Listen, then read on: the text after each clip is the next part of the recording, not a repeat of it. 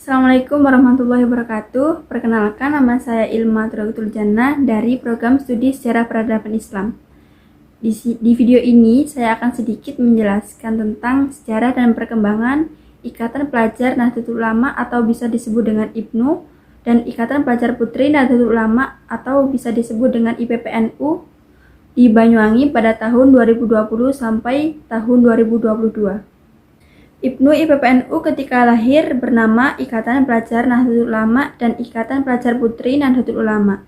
Namun kelahiran IPNU IPPNU tidak secara bersamaan. Lebih dahulu IPNU 1 tahun daripada IPPNU. IPNU lahir pada tanggal 24 Februari 1954 Masehi di Semarang yang mewadahi khusus pelajar putra.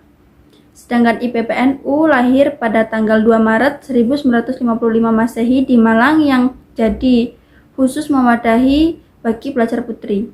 Dengan nama itu, IPNU IPPNU semakin menemukan bentuknya pada dekade 60-an ketika turut serta mensponsori pembentukan KAPPI atau Kesatuan Aksi Pemuda Pelajar Indonesia. Dalam badan federalisasi ini, IPNU IPPNU tampil sebagai motor terbaik penggerak untuk menggulingkan Orde Lama bersamaan dengan kesatuan-kesatuan aksi lainnya. Sementara itu, kekuatan IPNU IPPNU sebagai organisasi pelajar putra dan putri semakin solid karena menggalang solidaritas pelajar-pelajar NU melalui berbagai macam kompetensi dan dalam porseni tingkat nasional yang diadakan hampir tiap 3 bulan sekali. Sebagai organisasi kader IPNU IPPNU juga senantiasa memperbarui pola-pola pengkaderannya agar selalu sesuai dengan perkembangan zaman. Yang pertama, sejarah berdirinya IPNU.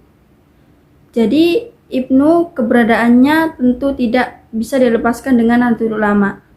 Ibarat anak dan ayah, karakter IPNU pun tidak jauh dari tradisi yang dibentuk NU.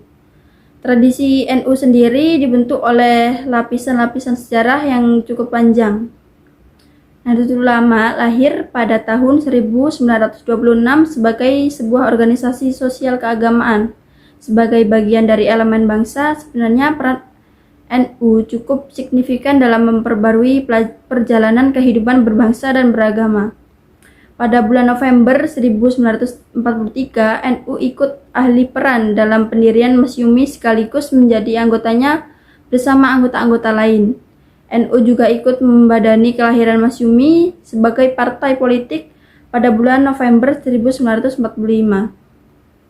Sebagai respon atas ajakan pemerintah untuk membangun demokrasi multipartai, hanya saja NU tidak benar-benar terwakili dalam kepengurusan Partai Masyumi. Nah, pada tanggal 8 April 1952, PBNU atau Pengurus Besar Nahdlatul Ulama memutuskan keluar dari Masyumi karena negosiasi yang dilakukan oleh Kiai Haji Wahab Hasbullah gagal selama 8 tahun NU menjadi anggotanya. Keputusan PBNU ini diperkuat oleh hasil Muktamar Palembang yang diselenggarakan pada bulan itu juga. Beberapa bulan kemudian, NU mengubah dirinya menjadi partai politik. Keputusan ini berangkat dari kesimpulan bahwa tidak mungkin lagi mengharapkan Masyumi sebagai wadah penyaluran aspirasi warga NU. Pertanyaan untuk NU menjadi partai politik memaksa NU untuk melakukan persiapan-persiapan yang matang untuk menghadapi pemilu tahun 1955.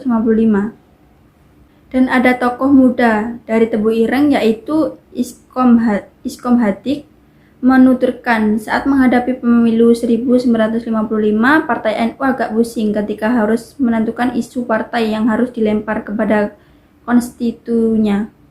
Karena ada itu jargon partai Islam sudah direbut Masyumi, akhirnya partai NU pun menemukan jargon bahwa NU adalah partai Islam Ahlussunnah wal Jamaah.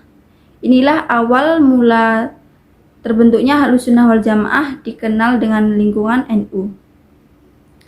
Yang berikutnya, sejarah berdirinya IPPNU. Dalam sidang pada tanggal 14 September 1954, Muhammad Tolhah Mansur mengemukakan urgensi organisasi IPNU yang kemudian mendapat pengakuan bulat oleh Muktamar NU sebagai organisasi pelajar dalam lingkungan NU dengan persyaratan bahwa anggota IPNU hanyalah beranggotakan putra saja. Sedangkan untuk putri diadakan organisasi secara sendiri. Bahkan dalam sidang gabungan delegasi Muslimat Fatayat dalam muktamar tersebut diputuskan bahwa ada organisasi serupa dengan IPNU yang menampung pelajar-pelajar putri di lingkungan NU. Ke dalam suatu wadah tersendiri, inilah yang tampaknya nanti akan mewarnai berdirinya organisasi yang kelak akan bernama IPPNU. Beberapa bulan kemudian, yakni bertepatan pada tanggal 28 Februari sampai 5 Maret 1955, IPNU mengadakan kongres yang pertama berada di Kota Malang, Jawa Timur. Dalam kurun waktu setahun sejak berdirinya hingga menjelang kongres yang pertama, IPNU berhasil meluaskan sayapnya hingga ke provinsi-provinsi Indonesia yang diantaranya yaitu Jawa Timur, Jawa Barat, Jawa Tengah, Daerah Istimewa Yogyakarta, Sumatera Selatan, Sulawesi Tengah, Kalimantan Timur, dan Jakarta. Pada sekitar akhir tahun 1954, di kediaman Nyai Masyhud yang terletak di bilangan Keprabon, Surakarta, beberapa remaja putri yang kala itu sedang menuntut ilmu di Sekolah Guru Agama atau yang biasa disebut dengan SGA Surakarta mencoba merespon keputusan Muktamar NU ke-20 di Surabaya yang mengenai perlunya organisasi pelajar di kalangan Nahdiyah, khususnya untuk pelajar putri. Iringan yang dilakukan oleh Umroh Mahfudhoh, Atikoh Murtado, Latifah Hashim, Romlah, dan Bashiroh Saimuri dengan panduan Ketua Fatayat Cabang Surakarta Nihayah. Mereka berbicara mengenai absennya pelajar putri dalam tubuh organisasi NU. Pembicaraan itu kemudian berkembang dengan argumentasi Nihayah tentang pentingnya didirikan suatu wadah khusus bagi pelajar putri Nahdlatul Ulama. Cukup sekian penjelasan sedikit dari saya. Kurang lebihnya mohon maaf. Assalamualaikum warahmatullahi wabarakatuh.